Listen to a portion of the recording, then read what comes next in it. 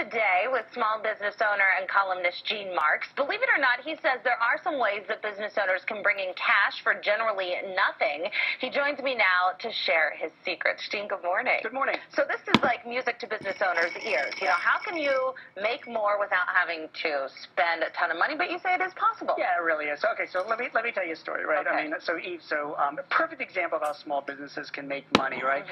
You know, my wife and I use the same Japanese restaurant where we live for years, every Friday night to order sushi from. That's just what our tradition is, right? A restaurant from you. Yeah, so there's a retailer, they're a restaurant, and whenever we call them up and they answer the phone, they not only know who we are, they know our last order.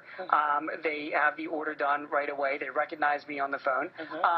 They use a CRM system, and people say, well, what's a CRM system? Yeah. A CRM system means customer relationship management. So there's plenty of these softwares that are out there that are super cheap. So these guys, I asked them, they use a software called Act software, which is it's popular. A lot of small business people know it. But nowadays, because of the cloud and you know online computing, there's systems like Zoho CRM, Nimble CRM, Highrise CRM. There's a bunch of them, and they're inexpensive. And you're running a small business, and you're looking to raise money and get more money from your customers. What you should be doing, like this Japanese restaurant, is that any customer that comes through your door, you're putting their names in their database, right? Wow, which is great. Yeah, so therefore, when a customer calls in, you know who they are, what they ordered last, what you might want to suggest them to order next. If a customer doesn't call for a while, these systems will remind you and say like, hey, you know, the Markses haven't called in a month, and they usually order sushi every week. Maybe you should call them or send them an email or send them a coupon to bring them back.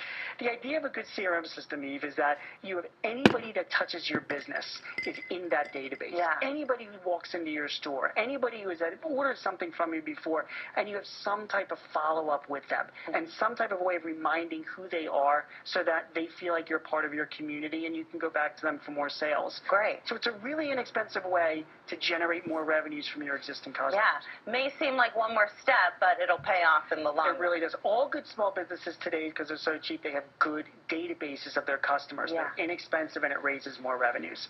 Speaking of something else I know you write about often, which again might seem like an extra thing to do, but it has big benefits, a newsletter. I know. I mean, there are so many services available now that are so inexpensive. You know, the most popular one that I love to recommend is called ConstantContact.com, and a lot of small business owners know it. And I think, you know, like Eve, it's so cheap. I mean, I don't know, it's like $50 a month for like thousands of emails that you can send. Sure. Right?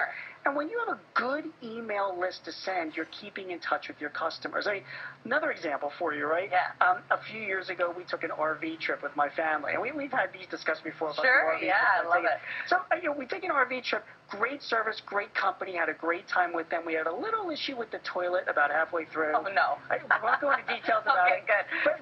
But it was all worked out. And I got to tell you, we called the RV place at like 10 in the evening. They picked up the phone. They answered. They gave it. These guys were awesome. This was like 7 years ago, and we have never heard boo from these guys since. I mean, not a call or not even an email. And we're the kind of people, this is like a local RV company, we're the kind of people that if I was getting an email from them once a month or every couple of months saying, hey, Gene, you know, here's some camping tips, here we're running a free special for a weekend in the Poconos, something like that, we would have probably taken them up on that. So for a very small amount of money, if you're reaching out to your customers on a consistent basis using one of those email services, customers will raise their hand and say, yeah, thanks for thinking of us, and I am interested in spending more money with you. Yeah, and I was looking, I think we have a picture of an example, and I was looking yesterday and preparing for the interview, Gene, that, I mean, really, you just plug in a couple things, and you get this very official-looking newsletter in no time. A couple of points of advice when you're sending out emails to your customers. First of all, you can use these templates. They all come with really good templates, so they're very easy to set up. You got to make sure that your customers are opting in to the email as well. So when they opt in, you know, because you want their permission to make sure to send them emails, right? Yeah. And in addition, you want to make sure that you're not driving like all sales information down their throat. Give them good information. Sure. So that RV company, for example, you know, if they were just giving me camping tips or, you know, interesting places to visit in the Lehigh Valley or in Pennsylvania, I would have been interested in reading their email newsletter, and I might have said to my wife, we ought to take another RV trip, and, these guys have been sending me emails, and let's use them again. So, right. As a small business, you're looking for more revenues from your customers, have a way to be consistently reaching out to them. Great. And something else you say, which I think a lot of people might not think about, is partnering up. I know. And explain what you mean by this. This is a great concept. So I've a really great client they're actually right outside of Philadelphia, and they're a roofing company. Okay. So they go to homes all over the area, and they do roofing services, right? However, they don't just sell roofing services. They sell other services for their partners. Mm-hmm. So the guy that runs the company, his name is Russ, when he sends his crew out to do a job, to fix somebody's roof, they also have a checklist of other things that they're looking for completely unrelated to roofing. Mm-hmm. So they're looking at people's sidewalks and their drywall outside, or their, any electrical work or plumbing work outside or landscaping. And then they go back to their customer and they're like, Mrs. Smith, we were at your house and we saw that there was some electrical problems here, or wire hanging down, or problem with your, would you like to use one of our partners? They'd be happy to come on out and look at it and fix it and whatever. 9 times out of 10, our customer is grateful that was even noticed. Sure. You're getting a good advice from somebody that you know.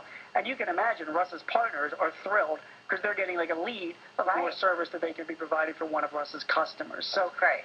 Every small business should have a list of partners, whether they're related to their business or not, so that when they're talking to their customers and they see an opportunity for somebody else, try and introduce your partners to your customers. Trust me, they'll turn around and introduce you to their they're doing it for you as well, so it's win-win for everybody. And if this seems overwhelming, Gene, you gave a lot of great ideas this morning. Yeah. You really need to just kind of hone in on one when you're thinking about doing this, right? Yeah, you are. It's 100% right. I mean, choose one of these ideas. I mean, I use like the newsletter as an example. I speak like, you should send out a newsletter every month.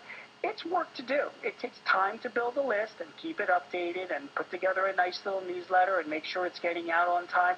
That takes a lot of time to do if you really want to do it right. So if you're going to choose something, choose one of those ideas. Have a partnering program, or maybe a good CRM system, or a newsletter. Choose just one of those ideas and focus on it. And you'll see over a period of time. Be patient. It will happen. More business will come in because of it. All right, good news, Gene. And folks can find out more about you on your website, genemarks.com, and read about you, your different topics. Give me the list. Forbes. Right. Well, New York Times and Forbes every Monday. Inc. Magazine on Wednesdays. Huffington Post, Philadelphia Magazine. Just a few places, people. He's everywhere. Gene Marks is everywhere. Thank you for being here this morning. And we will be right back after this. Stay with us.